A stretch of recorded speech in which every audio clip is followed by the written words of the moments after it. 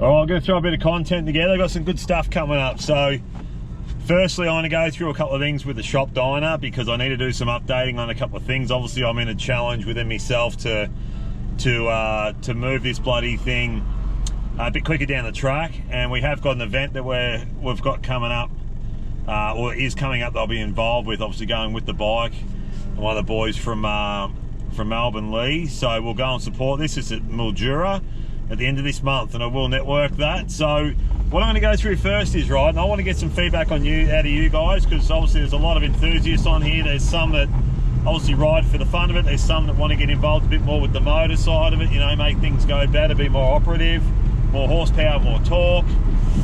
There's always people sort of ascertaining different values around this space. So I want to ask you to go quicker down the track. What do you believe to move out of an 11-second bracket into a 10-second bracket? What do you believe you need to do when, you know, obviously there's got to be significant change in the machine. Obviously the rider, don't get me wrong, I'm a massive part to the logistics of how this thing works.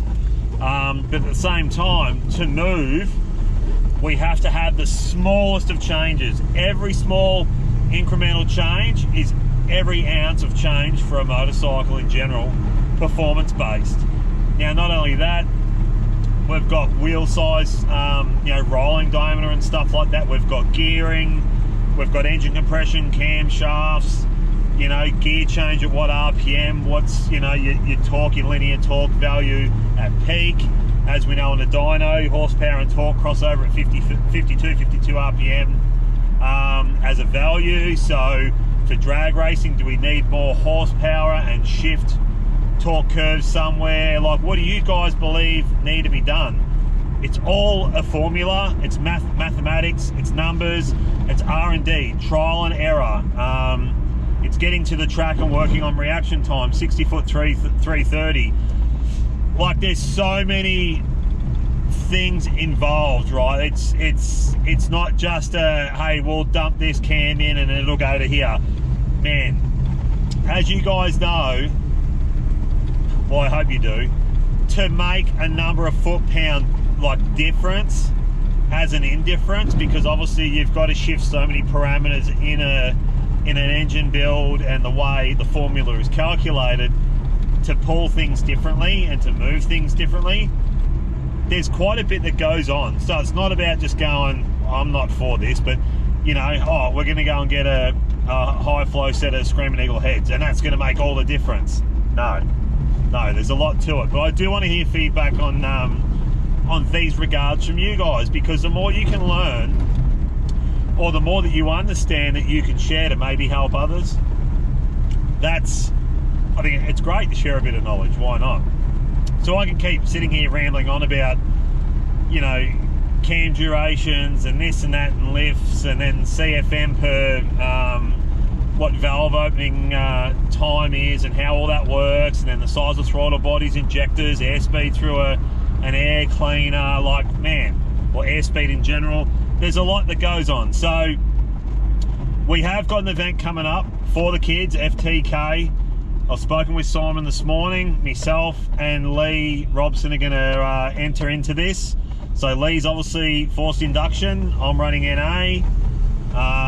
But I want to go through, obviously with NA approach, trying to find every ounce of gain in a 110 cube, 4-inch bore, twin cam engine to break in the 10-second bracket. Hence why I've been hitting up, you know, the socials, putting posts out there for sponsorship. I've got a little nest of sponsors now, which is great, and it will continue to grow. It's a never-ending evolution of what's going on, because how far I want to go with the shop bike obviously displays what we can do in the twin cam field, but what it takes, every minute, subtle change makes the end result. And I'm all for that, and this is why I'm heavily involved with, you know, drag racing, going to the drags, talking about the drags, because we can talk about street engines all day, but street engines aren't going to fall into a linear aspect of what can obviously be usable on the street. You know, even that thing of mine on the street is just ridiculous. You can ride it around town, no drama. Long trips, no drama, because the lift of the cam is no drama. It's not killing the valve train. However, moving into drag applications, every little incremental change adds up. So I'd like to hear back from you guys. I am going to do some posts that are in relations to what goes on with the FTK series for Mildura. I will be exposing some of that stuff tonight on social. So, hey, I'll be going there going balls to the wall, and so's Lee, but that doesn't mean you've got to go there and do the same thing. Turn up, have fun, just, you know, it is about getting out, give back to your mental health, go and release, you know, some of the pressure of life at the track, go home happy. That's why we do it as well. But obviously, you know, a competitive edge needs to come in with what I'm doing because of the shop, and then falling into engine builds and other things that are going to be obviously exposed through the shop very, very soon once we're set up. I've got a whole nother leaflet to the business that's coming through. So, you know, this is the thing, it's performance based, but it's pushing performance to an area, obviously not of an area of you know, high risk, which is blowing motors up and all the carry on, but really finding the limits in things when it comes to the drag strip. And then a lot of that information and data that comes around can then be utilized back at the shop. So even with street builds, you know, there's a couple little things you can tweak here and there.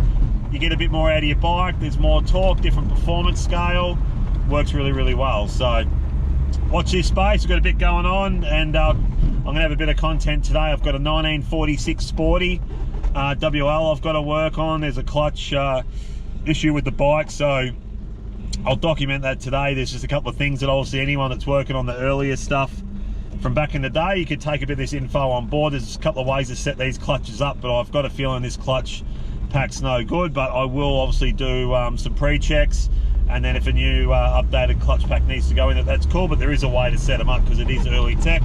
But we'll go through that. Other than that, have a great day, and we'll be back on here soon with a little bit more pep talk on whatever the hell I want to talk about. Good on you guys, have a good one.